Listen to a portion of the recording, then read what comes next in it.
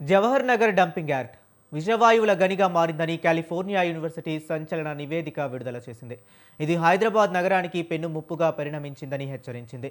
University of California soft methane ప్రాజెక్టులో భాగంగా జరిపిన పరిశీలనలో ఈ యార్డ్ నుంచి గంటకు 5.9 టన్నుల మీథేన్ గ్యాస్ వెలువడుతున్నట్లు తెలిపింది.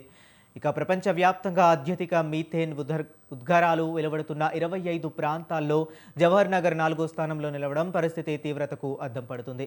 ఈ యార్డు వల్ల తమ ఆరోగ్యాలు దెబ్బతింటున్నాయని, భూగర్భ జలాలు కలుషితమవుతున్నాయని స్థానికులు ఏళ్లుగా చేస్తున్న ఆరోపణలకు ఈ నివేదిక బలం చేకూర్చింది.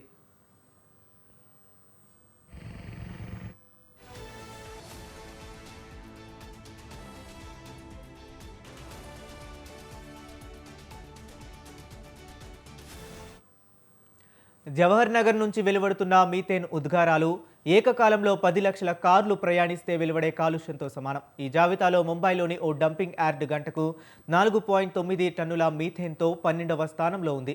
ప్రస్తుతం నగరంలోని 3 కార్పొరేషన్ల నుంచి రోజు సగటున 9,600 టన్నుల చెత్త జవహర్ నగర్కు చేరుతుంది. ఫలితంగా యార్డులో నిత్యం 80,000 నుంచి 1,00,000 టన్నుల చెత్త పేరుకుపోయి దాని నుంచి భారీగా మీథేన్ గ్యాస్ విడుదలవుతుంది.